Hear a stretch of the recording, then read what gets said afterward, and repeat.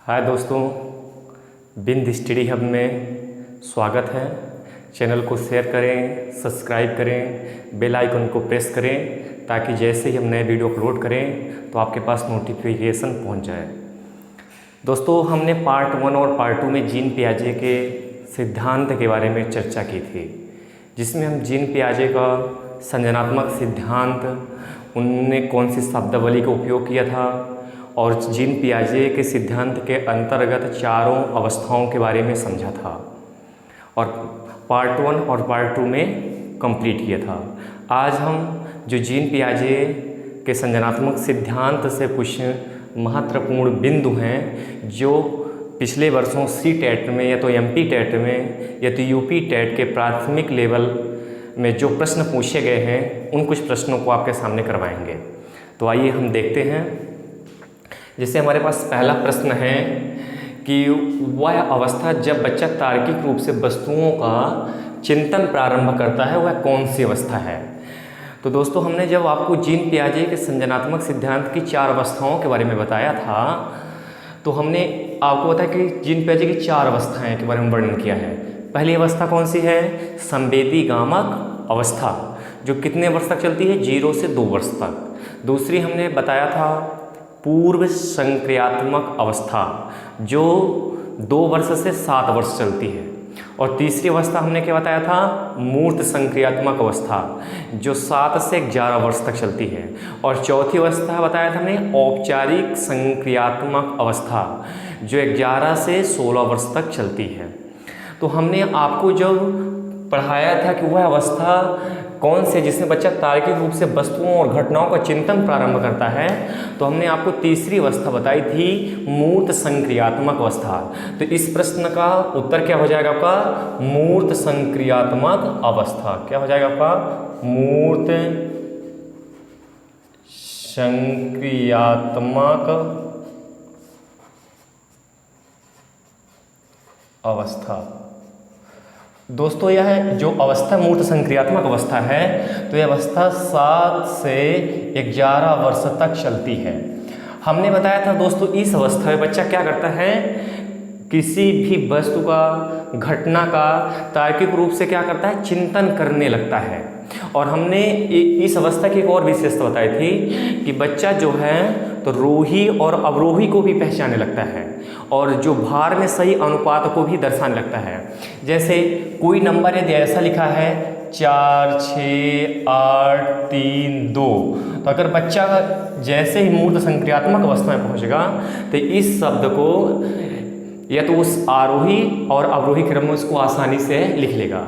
हमने पिछले वीडियो में भी बताया है। अगर आपको पिछला वीडियो देखना है तो बिंद स्टडी हब सर्च करके आप देख सकते हैं जीन पियाजे का सिद्धांत।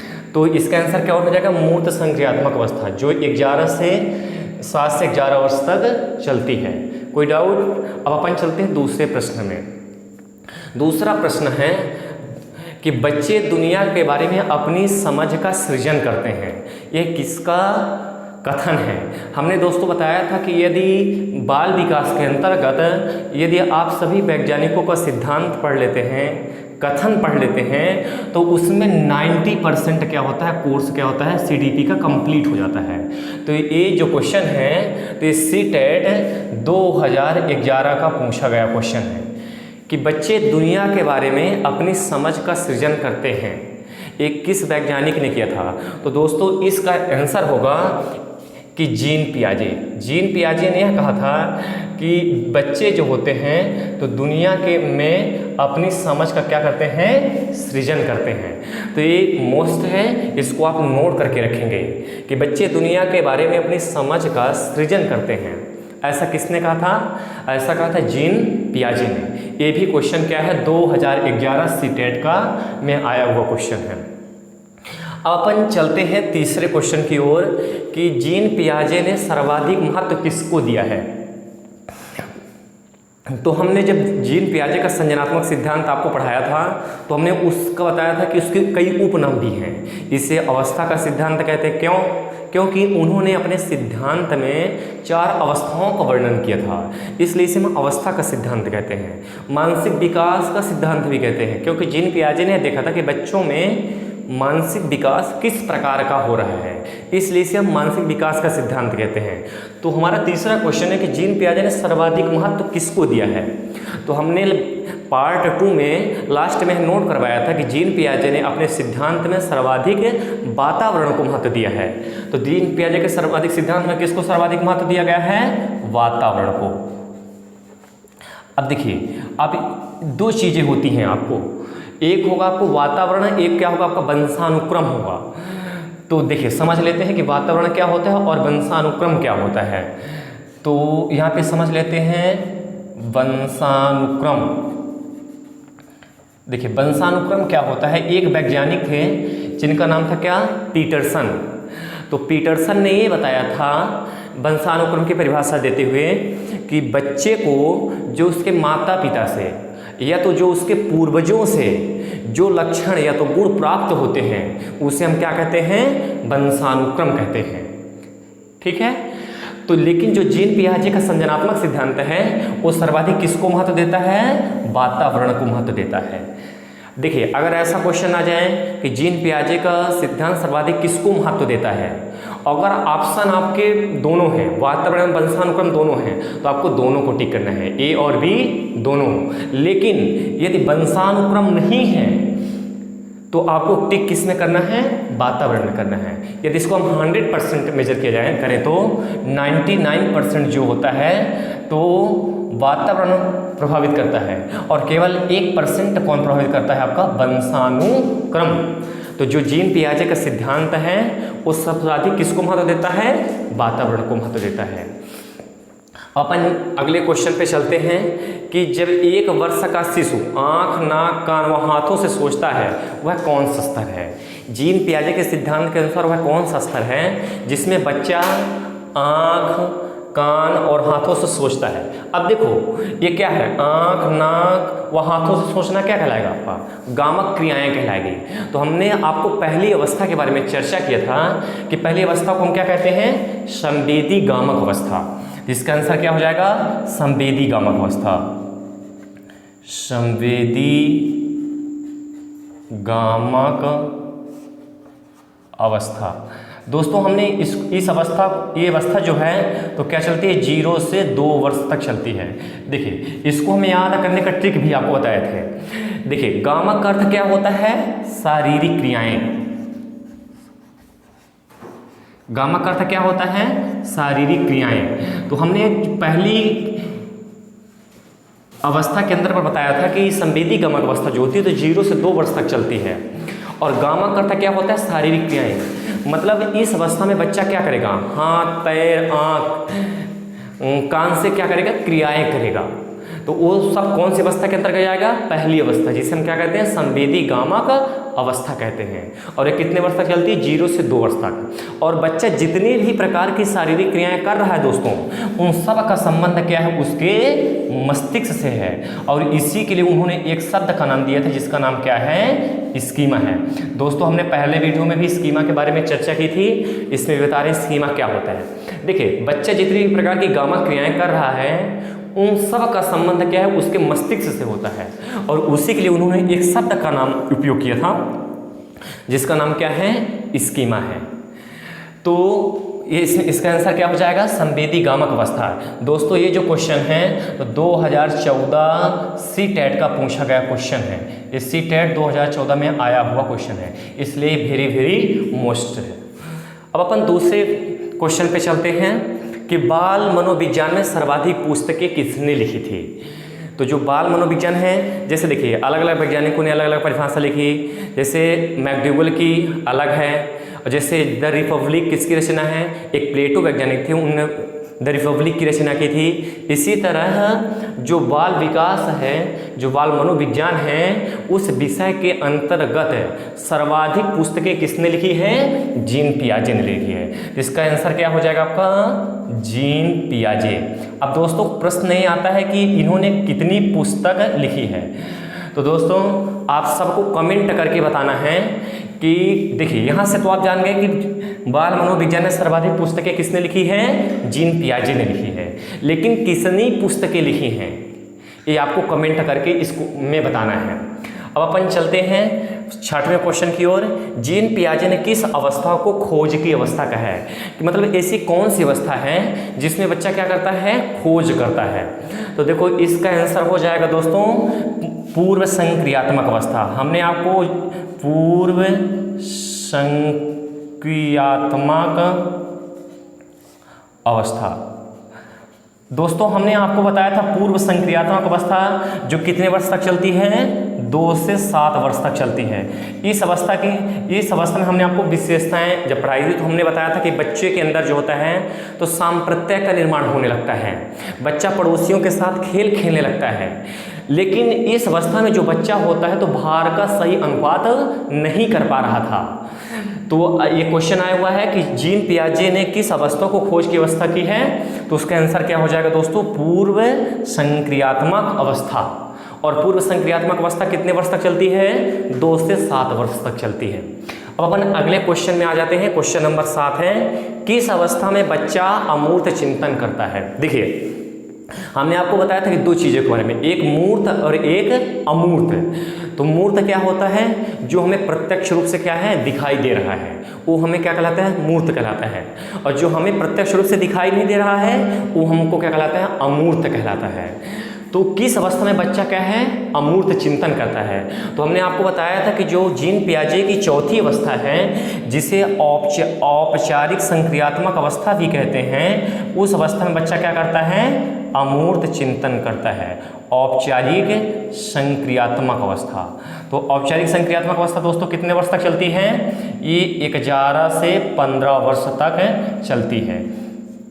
तो किस अवस्था में बच्चा अमूर्त चिंतन करता है? औपचारिक संक्रियात्मक अवस्था जो होती है, जो जीन पियाजे के अंतर्गत चौथी अवस्था है, तो चौथी अवस्था में बच्चा क्या करता है? अमूर्त चिंतन करता है। अमूर्त चिंतन के अलावा और क्या करता है? निर्णय लेने की बच्चों में क्या आ जाती है? क्षमता आ जाती है।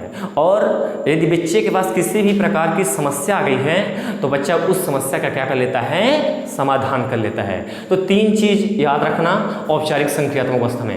पहला, बच्चा अमूर्त चिंतन करता है। दूसरा क्या है? समस्या का समाधान कर लेता है। तीसरा क्या करता है? समस्या का समाधान कर लेता है। तीसरा एक अमूर्त चिंतन कर लिया है और उसके सामने के अगर कोई समस्या आ गई है उसका निराकरण क्या होगा, उसका निष्कर्ष तक बच्चा पहुंच जाता है।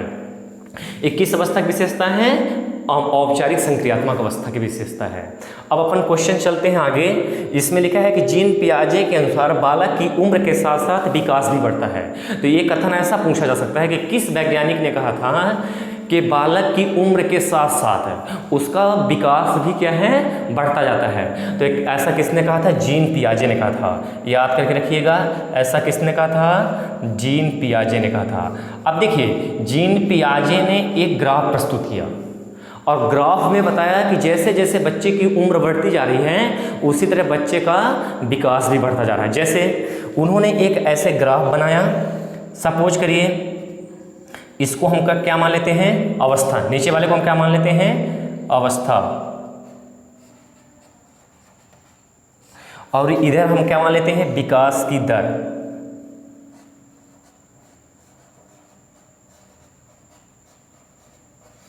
विकास की दर। तो जीन पियाजे ने कहा कि जैसे जैसे विकास बच्चा आगे बढ़ेगा उम्र में वैसे वैसे उसका क्या होगा? विकास भी बढ़ेगा। जैसे अगर बच्चा पहली अवस्था में है तो उसका विकास ये यहाँ तक हुआ। अब बच्चा दूसरी अवस्था में जाएगा तो उसका विकास ये हुआ।